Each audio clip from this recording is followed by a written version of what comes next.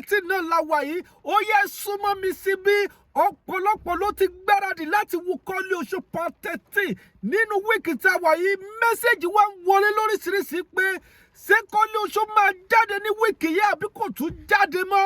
mo ní màá wá gbẹ̀yìn tèmi débẹ̀ gbogbo ẹ̀yin tẹ́ subscribe sórí channel yìí Ìyìn Àṣeyọrí TV mo ní màá wá ṣe kíni màá wá gbẹ̀yìn débẹ̀ pàápàá wíìkì tí a wà nù rẹ̀ kò sí nǹkan kan tó lè yẹ Koleoso part 13 tí gbogbo wa retí ó máa ṣe kíni ó máa jáde sórí YouTube ẹ máa tẹ̀ sí comment section ẹ máa sọ wípé Itele we are fully ready to watch Koleoso part 13 ẹ máa tẹ̀ sí comment section kéde máa share video yìí ẹ bá wa polówó movie yẹn jọ torí Ọlọ́run gbogbo ẹ̀yin tí Koleoso ò tí ì sùn ẹ bá wa share video yìí ẹ jẹ́ kó everybody lára ẹ share video yìí sí gbogbo àwọn ọ̀rẹ́ yín lórí Facebook lórí TikTok lórí WhatsApp wípé Koleoso part 13 ó máa jáde ní wíìkì tí a wà nù rẹ̀ yìí àwọn èèyàn wá ń béèrè pé part 14 kan pé nítorí pé kí ni tí wọ́n bá ti wo part 13 àwọn fẹ́ wo 14 direct ní pé àwọn ò fẹ́ fi àkókò ṣòfò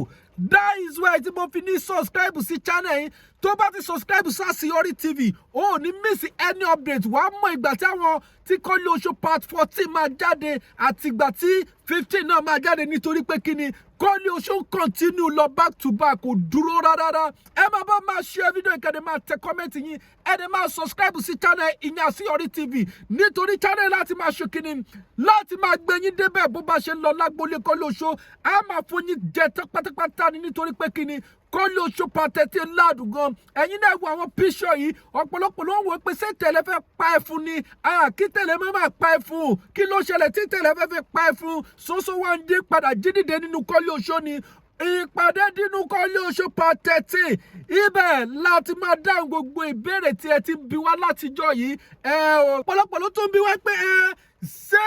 Ọdúnládé wà nù Koleoso part 13 ṣé kíní kan wà nù Koleoso part 13 ẹ lọ fọkàn yín balẹ̀ ẹ lọ fara balẹ̀ Koleoso part 13 ní Friday yìí on the 26th òun ló máa jáde sórí YouTube tí gbogbo wa tá a máa láǹfààní àti rí wò a tún máa pàdé ní next video mi nígbà tá a tún máa sọ̀rọ̀ nípa Yorùbá fíìmù tó bá láàmìlaka orí channel tá a wà náà ní Àṣeyọrí TV ẹ tẹ subscribe button yín next video a tún máa pàdé o. Yeah.